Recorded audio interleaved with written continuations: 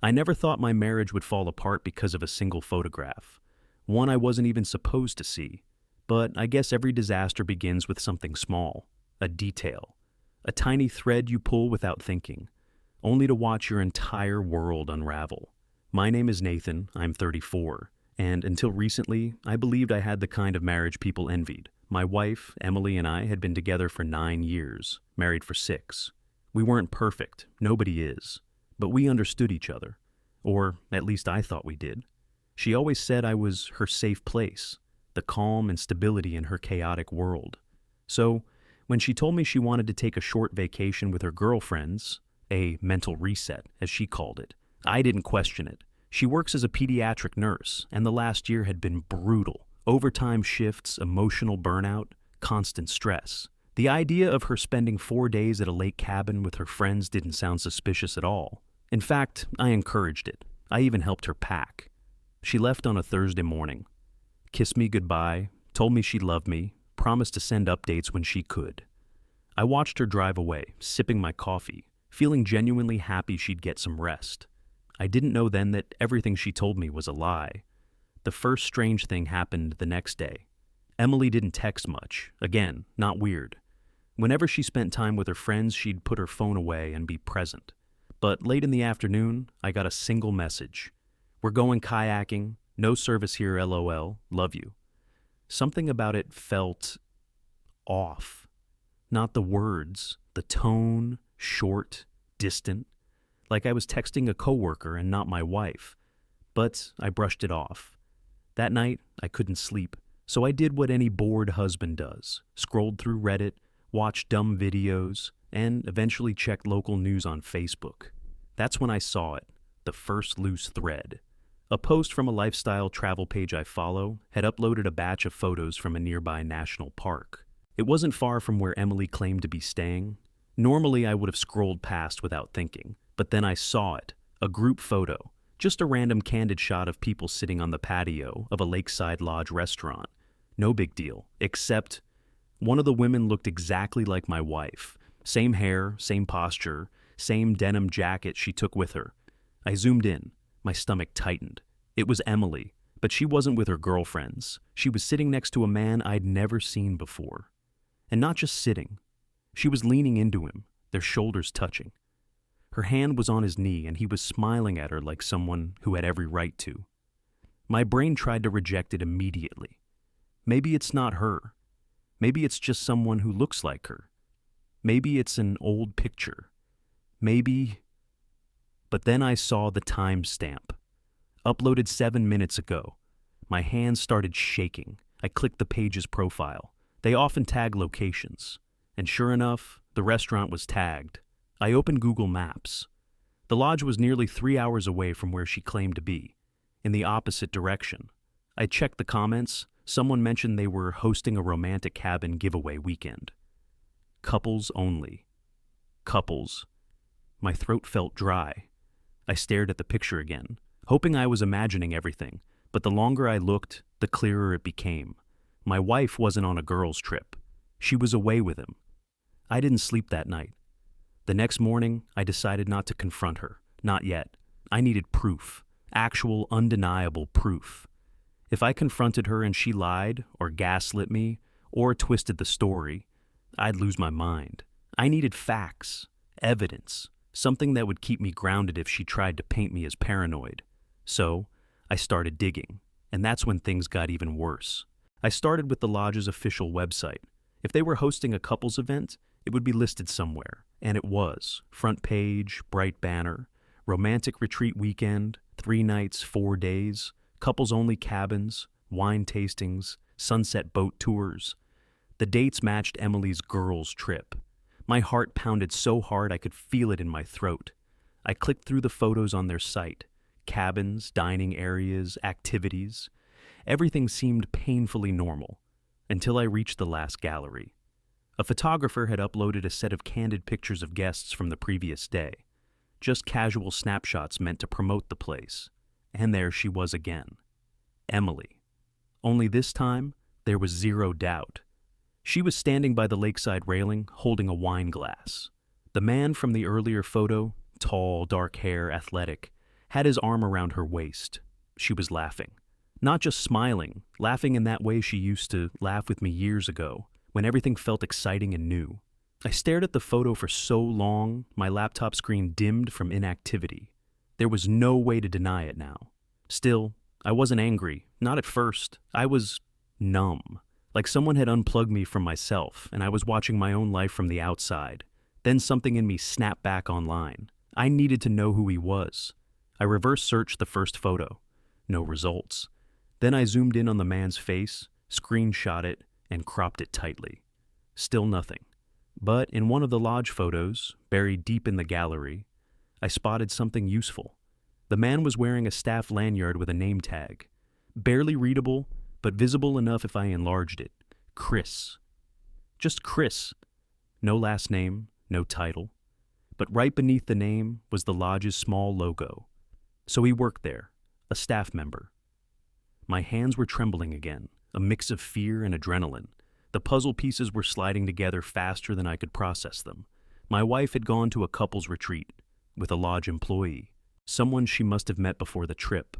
When? How? Then I remembered something. 3 weeks earlier, Emily had gone on a mandatory work seminar at, my heart dropped, at this exact national park lodge. She was there for 2 nights. She had told me it was boring, that she barely left the conference room. She said the staff were old and grumpy. She joked that the food tasted like it was cooked by a blind person. But apparently something else happened, something big, because 3 weeks later, she was back. With him. By lunchtime, I felt sick. I couldn't eat, couldn't think straight. I kept scrolling through the lodge's tagged photos, reading comments, clicking profiles of people who posted stories from the retreat. Then I found something that made everything worse. A short Instagram reel posted by one of the visiting couples, just 6 seconds long, a panoramic shot of the sunset boat tour. But at the 3-second mark, the camera panned past a couple sitting near the front of the boat. I paused the video. My chest tightened like someone grabbed it from inside. It was Emily. She was leaning on Chris's shoulder. His head was resting against hers. Their hands were intertwined. I felt something in my chest break in a way I didn't know was physically possible. I replayed the clip, and that's when I noticed one more detail. Emily wasn't wearing her wedding ring. That night, she texted me again. Going to bed early, long day. Love you. I stared at the message for a full minute, my hands cold and shaky. I didn't reply. I spent the 3rd day planning. Should I confront her? Should I drive to the lodge? Should I pretend everything was normal until she got back? Should I call her best friend to ask if she was actually with her? A darker thought came next. What if her friends were covering for her? I didn't want to believe that, but at this point, I couldn't trust anything or anyone connected to her. Then, as if fate wanted to torment me further, something happened that forced my hand. At 11:23 p.m., my phone buzzed.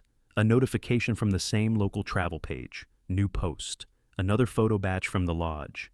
And in one of the images, Emily and Chris were kissing. Not a peck. Not a drunken, sloppy kiss between strangers. A deep, intimate kiss. Her hands were on his face. His fingers were tangled in her hair. It looked like they were alone on a walking trail, surrounded by trees. No one else in sight. Just them. Just the 2 people who had destroyed my entire life without even knowing it. I felt heat rising in my chest, spreading through my body. Anger. Finally, anger, not yelling anger, not explosive anger, quiet, sharp, surgical anger. The kind that changes people. She was still lying to me, still telling me she loved me, still pretending everything was fine. I wasn't going to wait until she came home so she could feed me more lies. No, I was done waiting. I closed my laptop, grabbed my keys, and made a decision that would change everything. I was driving to that lodge. I drove through the night. 3 hours of empty highways, thick forests, and the kind of silence that twists every thought into something darker.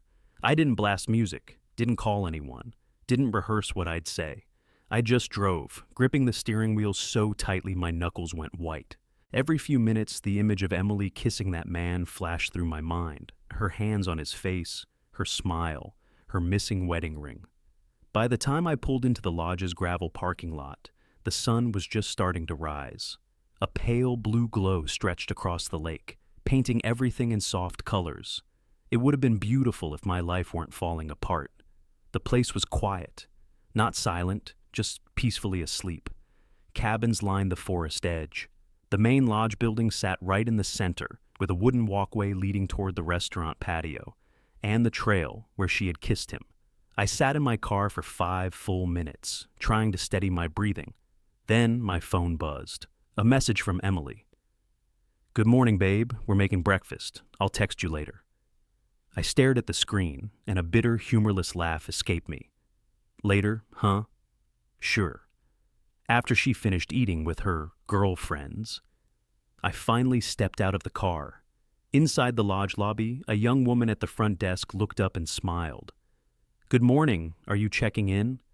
"No," I said quietly. "I'm looking for someone." Her smile softened into curiosity. "Who are you trying to find?" I didn't want to cause a scene, not yet, so I played dumb. "My wife, Emily. She's staying here for a few days." The receptionist tapped her keyboard. "Last name?" I told her. A few seconds passed, then her expression changed, subtle but noticeable. "Oh, yes, she's in cabin 12 with—" She stopped. Her eyes flickered with discomfort. "With who?" I asked, my voice low. I'm not sure I'm allowed to share that information." I leaned forward slightly, not threateningly, but firmly. "I know she's not here with her friends." The receptionist swallowed. She hesitated for a long moment before lowering her voice. "She's staying in a couple's cabin. Those cabins require 2 registered guests. One of them is a staff member." My jaw clenched. "His name is Chris?" I asked. She exhaled, defeated. "Yes." There it was, the truth spoken aloud. Sound, real, heavy. My chest tightened painfully. The receptionist looked genuinely sorry. "Sir, if it means anything, they didn't check in together. She arrived first yesterday morning. He came a few hours later." It didn't make anything better, but it did confirm one thing. This wasn't some accidental misunderstanding. This wasn't some last-minute invitation by friends. Emily had planned this. She had come here knowing he would join her. The receptionist hesitated again. "Do you want me to call someone? A manager? Security?" "No," I said. My voice was calm, too calm. "I'll find her." I turned and walked toward the cabins. Cabin 12 was at the far end of the property, tucked between tall pines with a front porch overlooking the lake. A picture-perfect romantic hideaway. I approached slowly. Every step felt heavier than the last. As I got closer, I heard voices. Muffled at first, then clearer. Emily's voice, laughing. I froze. She had never sounded that happy around me in months, maybe years. I took one step up the porch. The wooden plank creaked. Inside, the voices stopped. I knocked on the door. Silence, then footsteps. The door opened, and there she was. Emily, wearing a loose sweater I'd never seen before, her hair messy in a way that looked intimate. She wasn't wearing her ring. Her face went pale. "Nathan?" For a moment, we just stared at each other, her eyes wide, my heart breaking over and over again. She opened her mouth, struggling for words. What are you doing here?" I let out a long breath, steady but heavy. "I think you already know why I'm here." Before she could respond, another voice came from inside the cabin. A man's voice. Who is it?" Her eyes flickered in panic. She turned halfway like she wanted to hide him. But it was too late. Chris stepped into view behind her, shirtless, towel around his neck, hair wet from a shower. And the moment he saw me, he froze too. No one spoke. The whole world felt quiet and sharp. Finally, Emily whispered, "Nathan, please, this isn't—" "Don't," I said softly, not angry, just exhausted. "Don't lie to me anymore." She flinched, her eyes filled with tears instantly. Chris looked between us, uncomfortable. "Maybe I should stay where you are," I said. He did. I looked at Emily again. "Why?" Just one word. One simple word that carried 9 years of love, trust, and betrayal. She covered her mouth with her hand. "I'm so sorry." "Why?" I repeated. She started shaking her head, crying harder. I didn't plan for this to happen. I pointed behind her. You booked a couple's cabin. She winced. You took off your ring. She broke completely. Nathan, I'm sorry. I'm so sorry. I took a step back. It felt like someone had cut the last string inside me. This marriage is over, I said quietly. Emily gasped like I'd stabbed her. No, Nathan, please. But I was already turning away. I heard her footsteps behind me, but she stopped at the porch edge like there was an invisible barrier holding her back. Nathan, she cried out. I didn't stop walking. I couldn't. If I turned around, I would shatter. I made it to my car before breaking down. Not dramatically, not screaming, just quietly, devastatingly. I gripped the steering wheel and let the weight of everything crash over me. My wife had lied, cheated, planned an entire romantic getaway with another man, and now I had to figure out what came next. But the story wasn't over yet, not even close, because 3 days later, Emily showed up at our house with a confession that changed everything and made the situation 10 times worse. For 3 days after I left the lodge, I didn't hear a word from Emily. No calls, no texts, no, I'm coming home, nothing. It was as if she stayed there with him. Maybe she did, maybe she didn't. Honestly, I didn't care anymore. I slept on the couch, barely ate, went to work and came home like a ghost drifting through the motions of someone else's life. Then, on the third evening, just after sunset, I heard a soft knock on the door. I already knew it was her. I didn't move at first, didn't want to open it, didn't want to see her face again. But after a second round of knocking, this time quieter, I stood up and walked to the door. I opened it. Emily looked destroyed, not just sad, broken, eyes red from crying, hair unwashed, clothes wrinkled like she'd slept in them. Her suitcase sat on the porch behind her. She clutched her ring in her hand. Nathan, please, she whispered, her voice trembling. Can we talk? I stared at her for a long moment. Then I stepped aside, letting her in. She sat on the far end of the couch, like she didn't want to get too close. I stayed near the kitchen counter, arms crossed. For a few seconds, neither of us spoke. Finally, I broke the silence. Say whatever you came to say. She swallowed hard, wiped her eyes, and nodded. Everything you saw, it's true.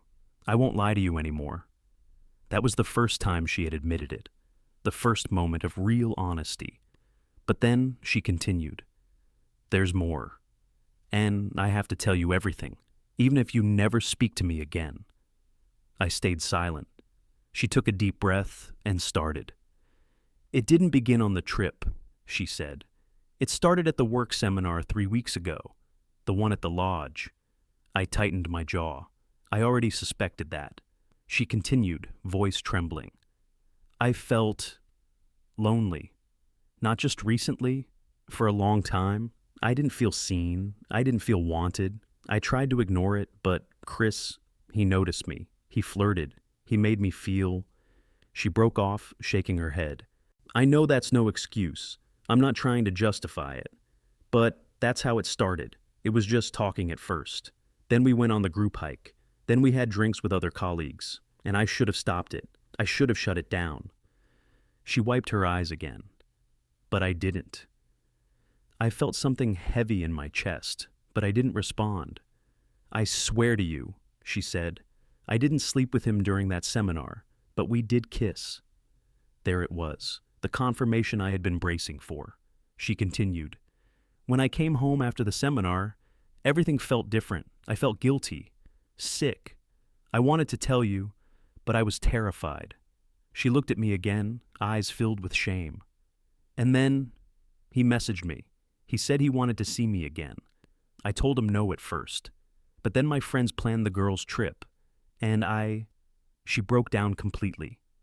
I invited him. I planned it. I lied to you. I lied to everyone. I felt like the air in the room thickened.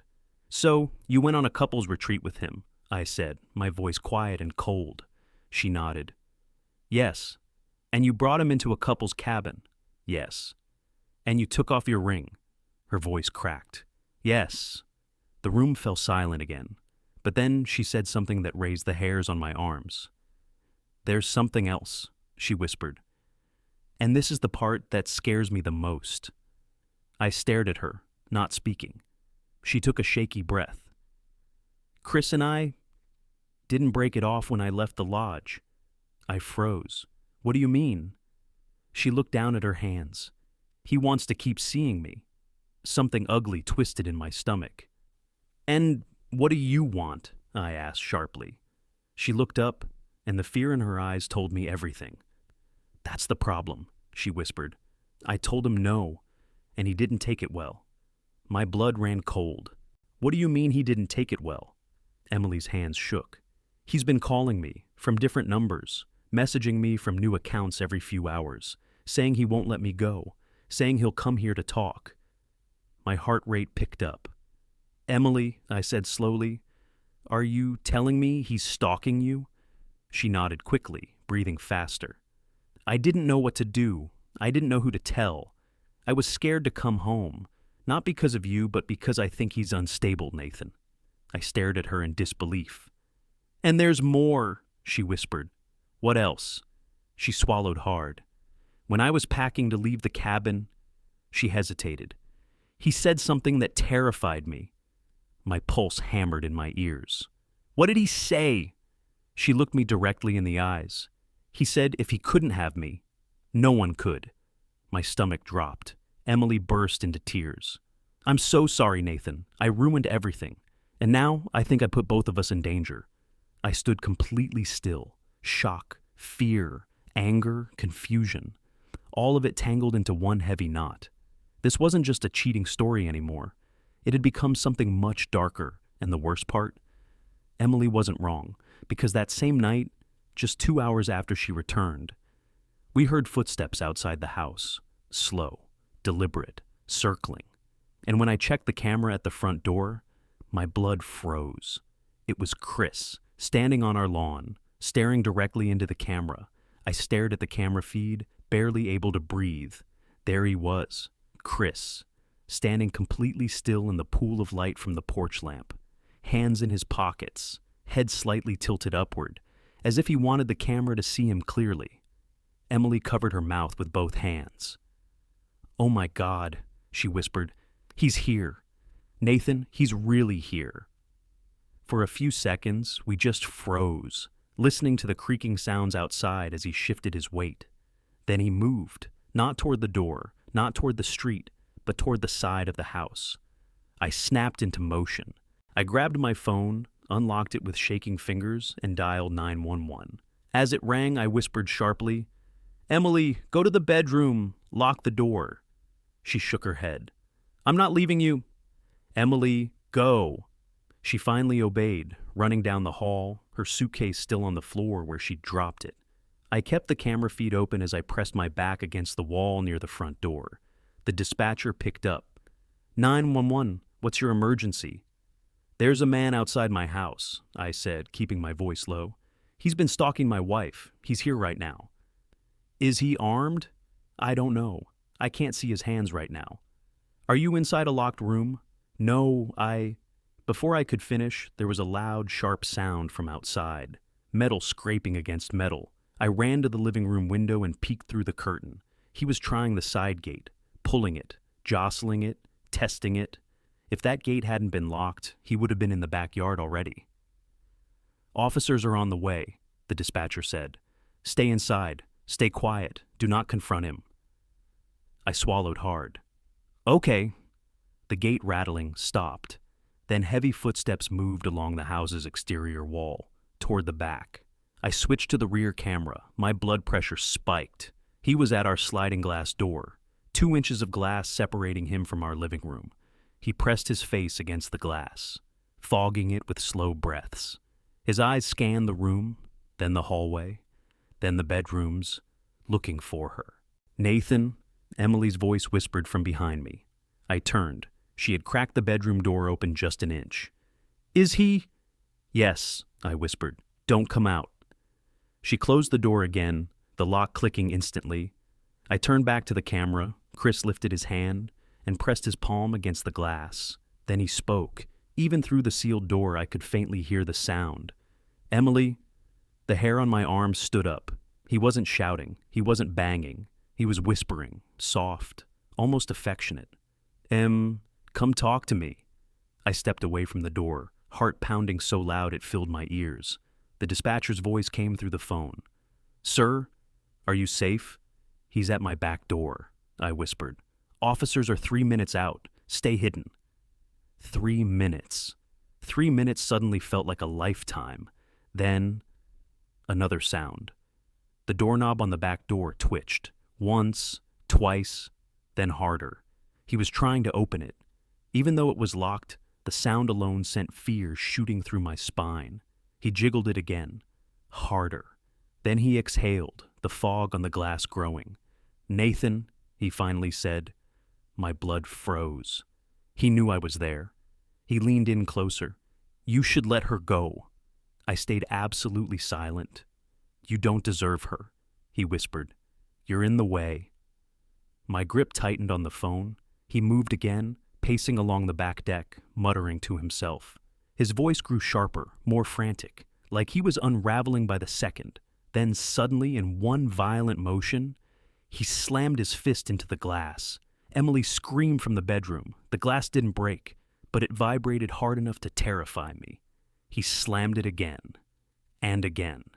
Nathan, police are arriving now, the dispatcher said. Stay inside. Red and blue lights flashed through the front windows. The moment Chris saw them, he spun around and bolted across the yard, disappearing behind the trees. I ran to the front door and threw it open as 2 officers sprinted toward the house. He's behind the property, I shouted. He just ran. They split off in opposite directions, radios crackling. Within seconds, 3 more squad cars arrived. Emily emerged from the hallway, trembling. She rushed toward me, burying her face in my chest. For the first time since this nightmare began, I held her. We were both shaking. 10 minutes later, an officer returned. We tracked him into the woods. He's gone for now, but we're issuing a protective order immediately. He stepped onto your private property. That's enough to move fast. Emily sank onto the couch, covering her face. Is he coming back? She whispered. The officer sighed. We don't know, but we'll patrol the area tonight. They took statements, recorded everything, logged the video from our cameras. By the time the officers left, it was nearly 4 a.m. Emily and I sat in the quiet, both exhausted and hollow. After a long moment, she finally spoke. Nathan, I'm so sorry. I didn't know he would turn into this. I didn't know he was dangerous. I looked at her, really looked at her. Broken, ashamed, terrified. And yet, despite everything, the lies, the cheating, the betrayal, I felt something unexpected. I didn't want her to get hurt, not even after what she did. I don't forgive you, I said honestly. But I'm not leaving you alone with this. She nodded slowly, tears sliding down her cheeks. I don't expect forgiveness, she whispered, but thank you for not letting him ruin everything. I exhaled.